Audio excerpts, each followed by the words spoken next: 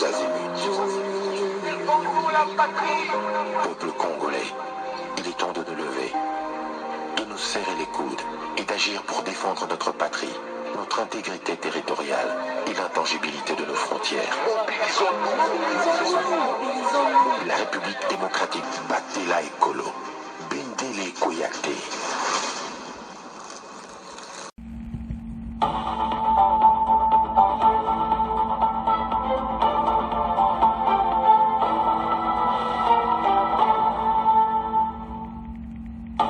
Bonsoir, bonsoir, bonjour, c'est Congo News 24. Bande Konanga, comme toujours avant de commencer notre émission, nous disons merci à Dieu. Nous disons merci à nos chers abonnés et téléspectateurs qui nous suivent partout dans le monde et en RDC. Bande Konanga, soyez les bienvenus.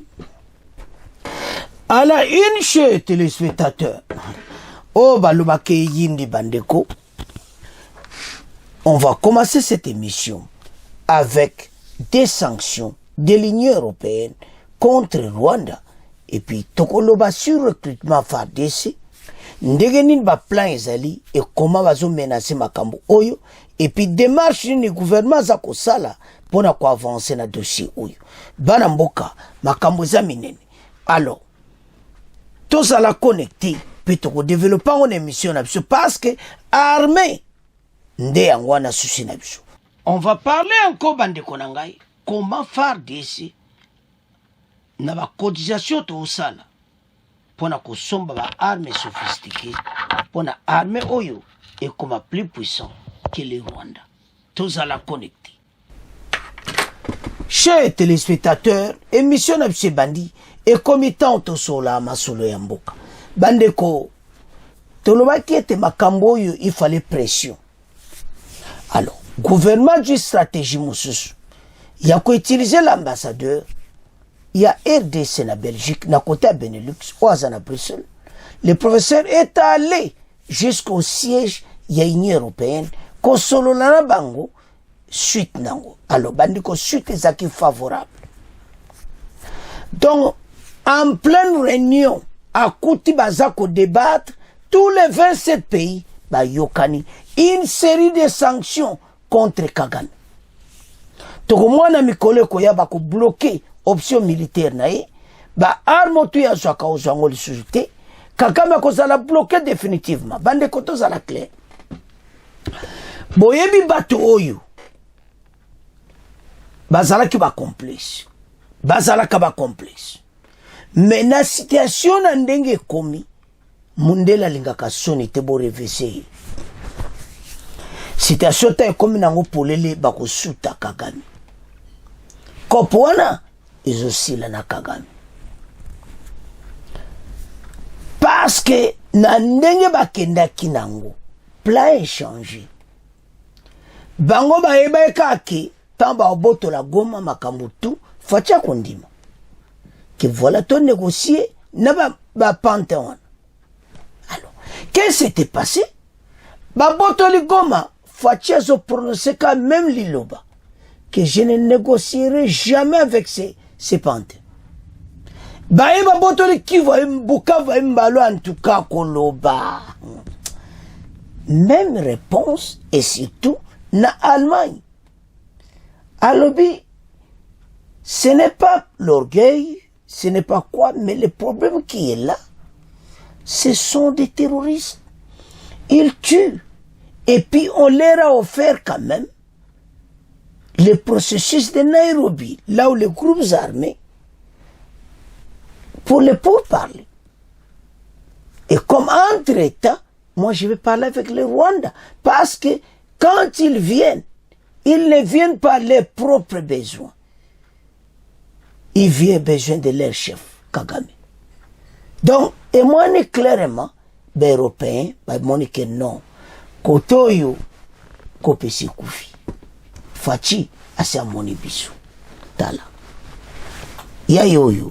Tala, Kagame, ao komanasita. Et puis, aza mutu moko, aza li boso ko reve kama, atako ndimati. Kagame ne croyait pas cette étape où nous sommes. Ça quand même la suspension, il y a la coopération et tout ça. On est à l'autre côté. Mais maintenant, il y a une sanction. Ça chauffe à Kigali. Bazoé batté l'honneur au sala. Et la RDC maintenant va utiliser l'ambassadeur de la Benelux à Zokende pour la pression, il y a des sanctions. Et les 27 pays européens, bande Kotolanda très bien, va confirmer. Yango makambo tozo loba que ces pays tozana nyonso batwana ba ebekte so batiki biso calme, nous allons progresser. Mais la session des commis européens ba sont na choisi ya kopesa Kagame ba sanction.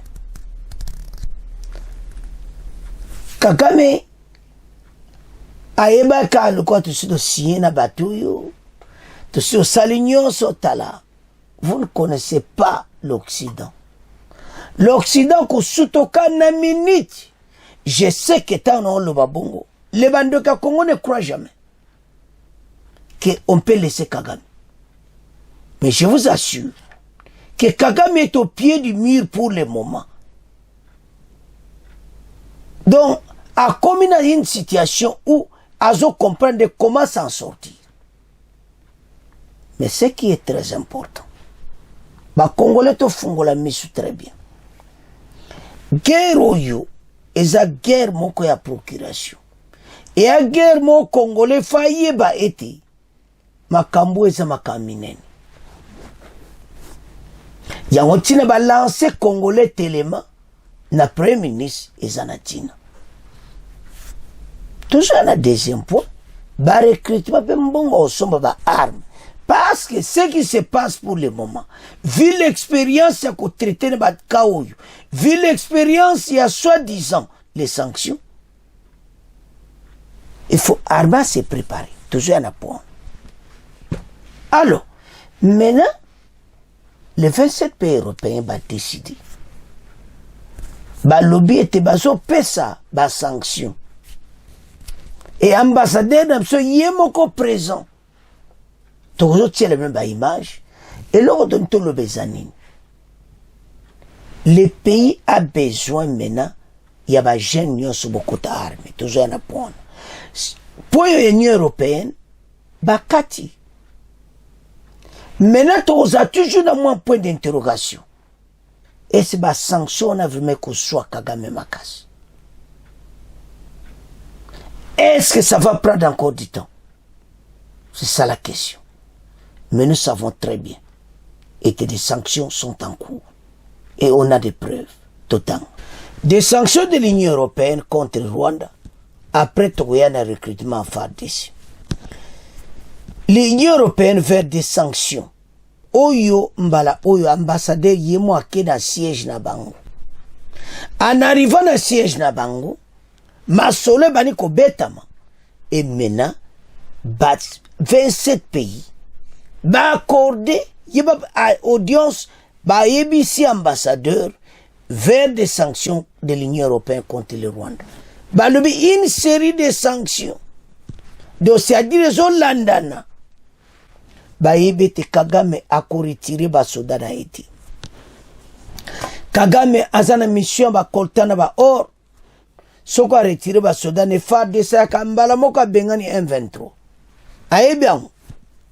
Alors que tu as une idée au Bengana Bango directement, tu as une idée te Bango Bakena processus à Nairobi, ou à Uru Kenyatta, et puis à processus à Luanda, où il est commis Namaboko ya Obasanjo, na premier ministre éthiopien. Alors, situation to commis Nangosiko, Kagame et ses hommes, basant en difficulté. Bazo kansa comment neba okena makambo oyo, mais le pays et comme il y a un point qu'il faut battre décision joie. Alors, Kagame n'a évité et s'il va résister. Et c'est très très sérieux pour lui. Mbala Oyo et que ça pour la Rwanda, ce qui présente Rwandais, a ameki ça l'erreur, c'est sa fin. Parce que bateau yo bazo tikayi. Alors, aujourd'hui, le 27 membres, basanganaki, et puis bapesi message, et paya, ambassadeur Napso, professeur Yewana, à Bruxelles, était une série de sanctions et Zakolanda. Tolanda extrait Oyo, Bongo, tout développé Massoul. 30 ans ont érodé tout le mensonge de Kigali pour envahir la République démocratique du Congo. Cette fois-ci, c'était la faute de trop et Kinshasa a changé d'acteur depuis. L'Union européenne va sanctionner le pays de 1000 collines. Les 27 ont harmonisé leurs vues sur une batterie de sanctions. Edith Chala.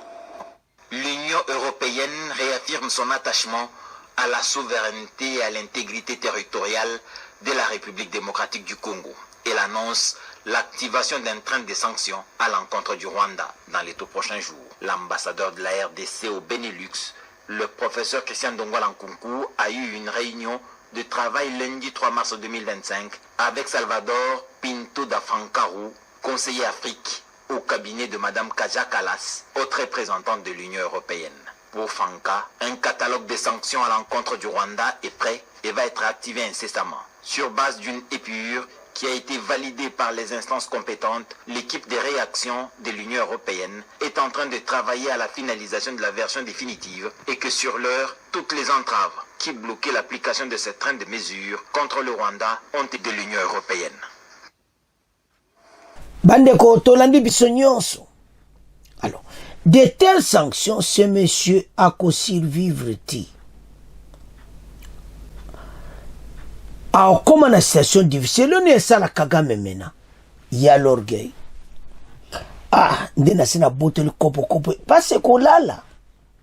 Bandeko, ni d'été. Position gouvernement, soit quitté à boya qu'on négocier na ba 1,23. Mbokeke. Parce que les Européens vont sans sanction. Bah, qui te négocie. Comment entre les marteaux l'enclime, bah, botte le goma, bah, botte le cuivre, Bukavu, il faut bien négocier. Tu négocier. Et je vous assure que bateau ne bazana ba kusukawana. Bazana place à aucun été. Par ces positions, tous ceux qui sont emballés, mais tous ceux qui sont congolais, et nous devons tous être derrière l'armée. Il y a les erreurs pe salamaki. Na côté à Bakonzi, Makambwebele. Mais moment, c'est moment on a été. Ces pays, aux un pays, c'est la RDC, c'est pour ça que lancer l'opération Congo Téléma, l'Oba Ponamboka. Alors, tous sont dans le dossier. L'ambassadeur est arrivé au Benelux. Et je m'excuse. L'ambassadeur sur la Benelux est arrivé à l'Union européenne. Les 27 membres étaient en train de voter pour une série de sanctions contre Kagame Ndenge Tolandi. Donc, les sanctions, comme il y a une réalité maintenant, il y a un embargo sur les armes. Et ça va choquer. Et Kagame place à côté de la guerre Est et Yangouana. Parce que cette guerre, il n'y a rien. C'est parce que le Rwanda s'est impliqué. Le 1,23 Basaki, on a bandakala. Si le Rwanda a eu la décision, il y a une arme, il y a une bunagana, match bandi. La conquête du pays. Mais je vous assure, et tes positions gouvernement banangoto sepera baza en position bien ne baboy qu'on négocie na bateau. Mais le problème qui est là maintenant, il faut pas augmenter pression. Yango basali badjo ambassadeur wa zaka na Belgique, il y a que des audiences les nyonso na muto asimbi dossier ba sanction. Akene ko mona eba sololi, alu les 27 membres ont pris une série de sanctions. Ndebo mona vidéo. Et maintenant, qu'est-ce qui va se passer? Kakame a comme une situation difficile, a Koben Sabananga et les autres. A Koyeb Saban que voilà, en tout cas, Bisuto Bendan. Mutuna Mutu, azwa nzela na ye. C'est ça bokomona jour oyo que ces gens bakokoma kobenga ete bakende a nesisisa Nairobi fatia kosola na binoti ma papa nan boy. C'est parce que l'armée rwandaise est toujours présente chez nous. Bazo quitter Kalati, bazo sala be exaction impossible na émission moto bon sabe makamo bazo sala eza somo.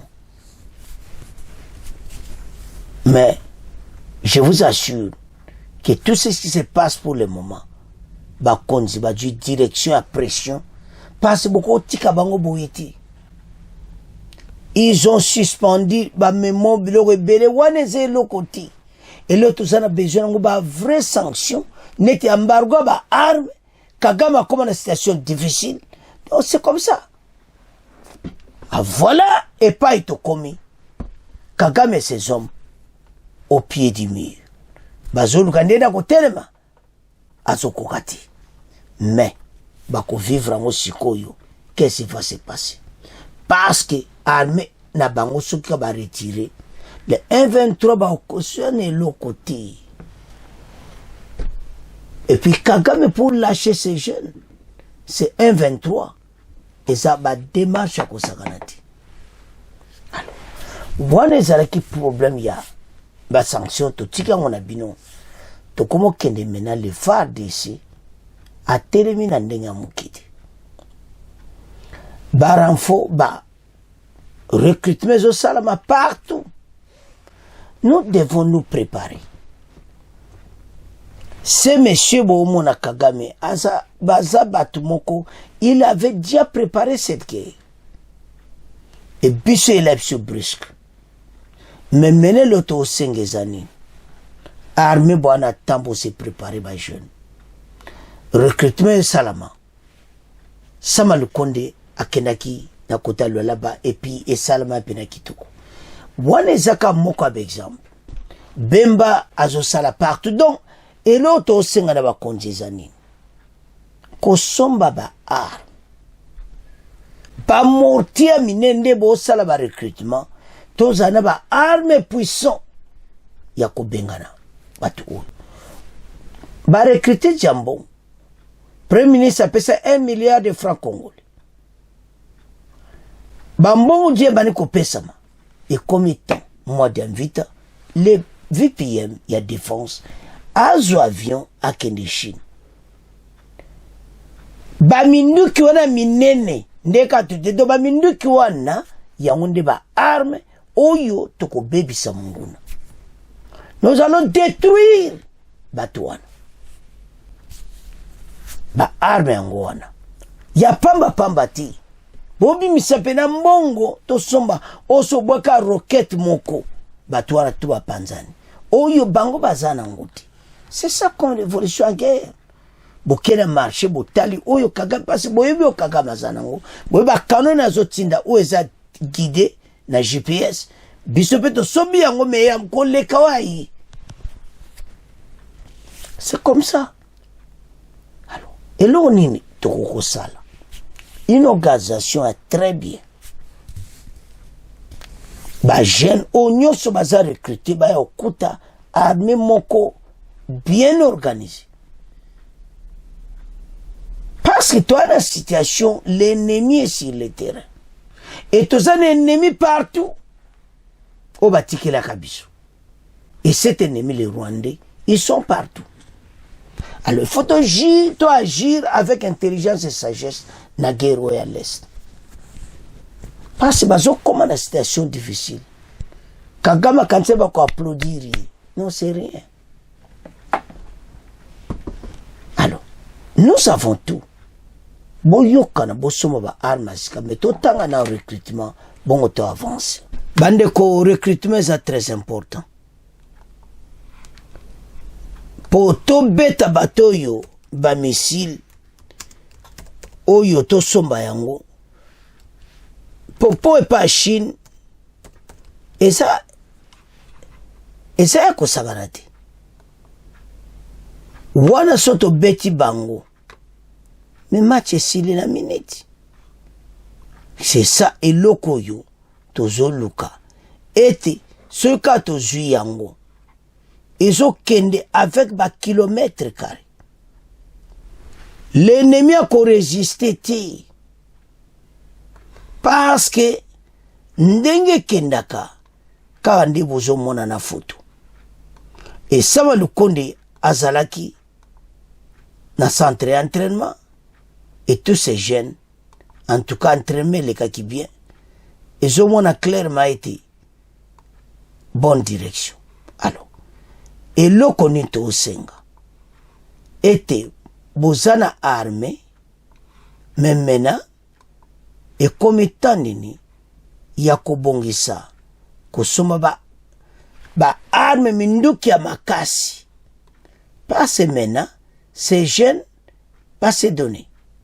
Alors, tant ces jeunes va se donner, et comme étant yaki, gouvernement va mbongo sur la cotisation bosala, bosomba ba arme oyo. Et ça sophistiqué, donc, soko ekei, eza guidé, place que neko kwea, en tout cas, eza ya kosakana te donc, bako panza na bango nyonso. Ozomona?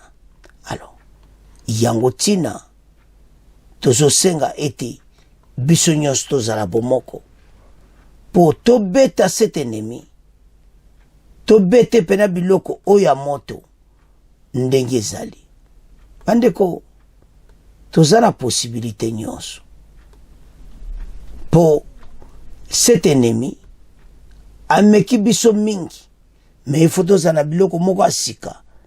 Ba modèle wa missile aboyi, soko ekei ba o résister te. Gouvernement bimisa mbongo wa missile oyo. Ete, to so Chine a opesa bisango. Ignari. Alors, tolanda recrutement, après tout développer ma sol mais gouvernement, ba arba ngo to pesi proposition, yango ne faut bosom. Avançons. L'agression rwandaise en République démocratique du Congo, le président du Sénat sensibilise et mobilise les jeunes contre cette énième agression. Hier dimanche, à Kolwezi, Jean-Michel Samalukonde s'est rendu au centre Ndilo où sont regroupés plus de 600 jeunes volontaires qui ont pris l'engagement de défendre l'intégrité de la République démocratique du Congo. Janine Kalenga, Julien Piana et bienvenue Salah. Déterminé à sensibiliser et mobiliser les jeunes à intégrer l'armée congolaise pour défendre l'intégrité territoriale de la République démocratique du Congo, le président du Sénat Jean-Michel Samalukonde a rendu visite aux jeunes nouvellement recrutés et regroupés pour la formation au camp Zilo situé à 30 km du centre-ville de Kolwezi. Il était accompagné du vice-gouverneur du Lualaba, des sénateurs, des députés nationaux et provinciaux, du directeur général de l'ARSP et autres notables du Lualaba pour encourager ces jeunes qui ont volontairement choisi d'intégrer les rangs des forces armées congolaises.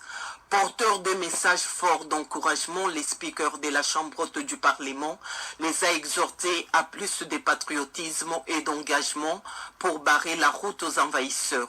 Il les a aussi félicités pour avoir répondu à l'appel du président de la République, Félix Antoine Tshisekedi Tshilombo, car c'est la patrie ou les sacrifices suprêmes face à l'agression dont est victime la RDC. Un bon père des familles, Samalukonde leur a apporté des dons en vivre et non-vivre. Les femmes et filles des militaires ont reçu l'épargne en ce début du mois de la femme. Quelques jeunes en formation se sont exprimés pour démontrer leur sens élevé d'engagement pour la défense de l'intégrité territoriale de la RDC. À travers son message d'encouragement, Samalukonde a aussi lancé un appel à d'autres jeunes à suivre cet exemple pour une montée en puissance de l'armée congolaise. Le message ici, c'était d'abord de venir constater la matérialisation de l'appel à la mobilisation totale, surtout la mobilisation des jeunes de son Excellence M. toutes les couches de la société ici dans le Lualaba. Les jeunes, ceux qui déjà ont pris la décision pour défendre la patrie. Je suis venu donner un mot d'encouragement pour leur dire qu'il constitue notre fierté d'avoir répondu à cet appel et qu'ils doivent se considérer comme des modèles pour les autres jeunes. Partout où il est passé, le speaker de la Chambre haute du Parlement, Samal Kondé, a sensibilisé la population à éviter la division, arme utilisée par l'ennemi. Bandeko, total inde ba jeune baza recruté. Wane se baza partout na kati ya ETS. Mene loko nini zo zanga po to avancer liboso. Eza ba arme sophistiquée. Ba konzi ba bozo mbombo bimisa ba arme ya boboti ya kosomba no China liwa na za pre ya kodefisa biso. Tolandi ba jeune wana ba jeune ba ya mopepe ba ya mopepe asika ba na moto poto gagner guerre. Des négociations, des sanctions, quoi appuyer sur le plan diplomatique et tout ça, c'est bien. Mais armée, il faut ça la très makasi. Yangotina ba armée wana, eza ko beta Kagame biloka moto avant de pratika ces pays tranquilles. Donc beaucoup to yango. Mais avec cette armée, mais to gagner bateau une minute. Ba guerre aussi la té kaka ndenge Trump alobaki na président Ukraine abisoki biso to zalaki te. Russie ngasi samoka na 2 semaines. Wana Trump azoe sa président ya Ukraine. Pourquoi? Biloko moto. On ça met 2 semaines ma sollicite. Voilà. Donc tant to comme nango et comme ta oba konji ba raisonner mbongo bazuzwa baso ba arma boy. Oyo eleki ya Kagame oazanango. Ba arme sophistiquée o eza suka modèle asika. Alors, banamboka. En tout cas, tolande émission. Bon, continuez à s'abonner. Bon, partager. Au revoir. À la prochaine.